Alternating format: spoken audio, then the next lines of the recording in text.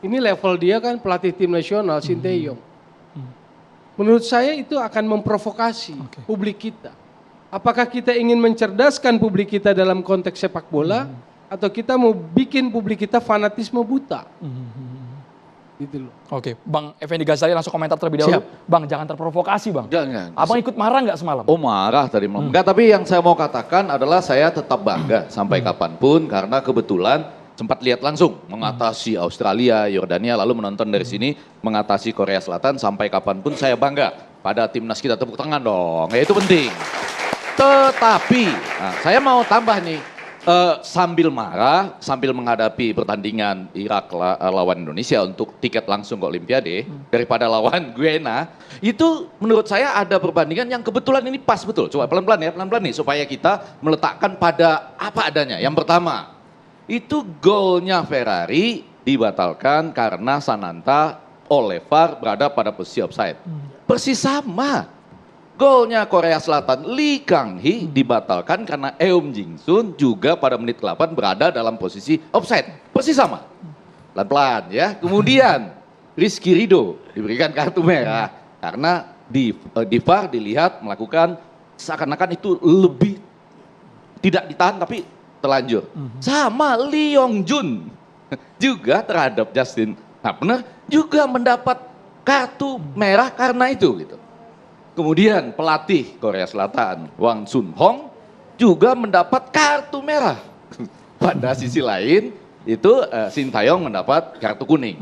Maksud saya kalau kita terima apa-apa yang menguntungkan kita dalam pertandingan melawan Korsel, kita terima juga apa-apa yang merugikan kita, karena itu kan melalui kecuali yang Qatar ya. Kalau Qatar saya masih mau, ayo kita melakukan penyelidikan, ayo gitu ya. Masih nggak fair yang Qatar ya Bang ya. Tapi yang tadi malam menurut saya barangkali itu harus kita terima karena entah kenapa nih para senior kami pada Litair, Hasani Abdul Ghani itu persis sama loh, 3-3 kejadiannya gitu.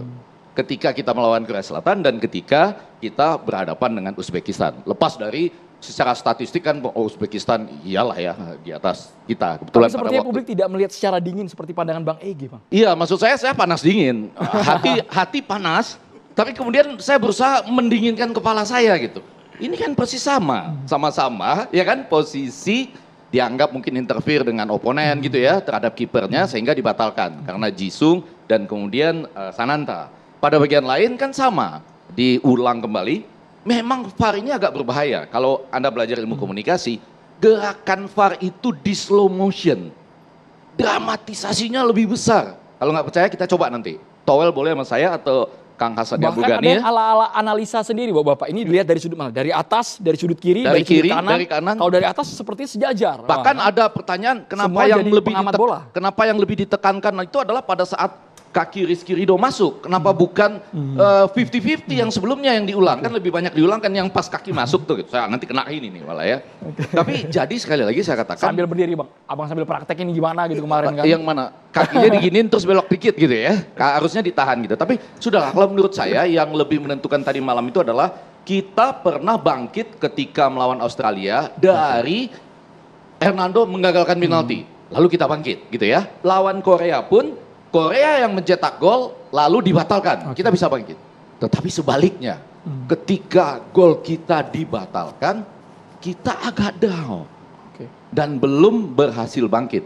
Apalagi ditambah dengan ketika kapten kita Rizky Ridho ya mendapat kartu merah gitu. Jadi itu persoalan kita, mudah-mudahan nanti melawan Irak, apapun situasi di lapangan, ketika kita ya tidak mampu. Waduh, kenapa dibatalkan golnya? Itu tempat saya nonton bareng kemarin. Satu ruangan itu lompat.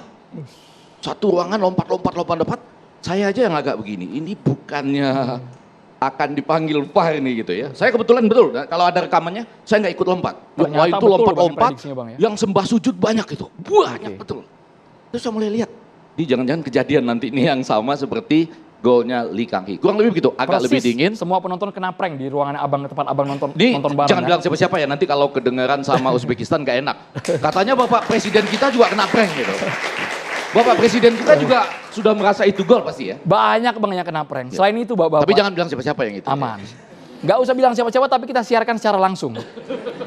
Yang jadi sorotan juga, ini yang jadi sorotan.